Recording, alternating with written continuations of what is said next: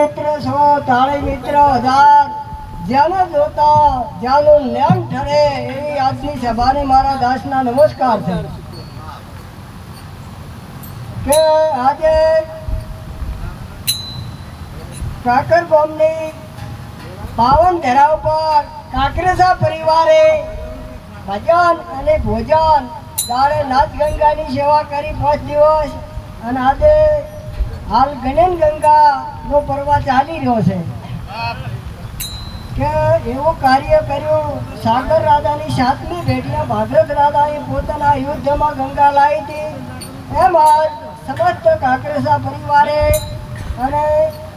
વાલદાસ બાના પરિવારે પોતાના ઓગણા સુધી જ્ઞાન ગંગા લાવી તો આવા પરિવારને મારા કોટી કોટી વંદન અને લાખો વાર ધન્યવાદ કે સદગુરુ મહારાજ કાયમના માટે સદબુદ્ધિ આપે સારા વિચારો આપે અને એમના ભંડાર કાયમ ભર્યા રાખે એવા આજની સભાના આશીર્વાદ છે આજ બે જિજ્ઞાસુ જાજા એ ખૂબ ગૌરવની વાત છે કે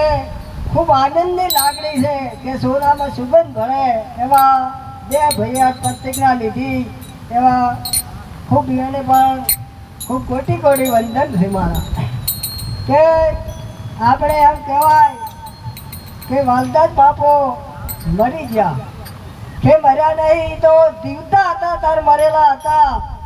અને મર્યા નહીં આજ તો તરી ગયા એટલે નદી તળાવમાં નહીં ભવસાગર આપણે કીધું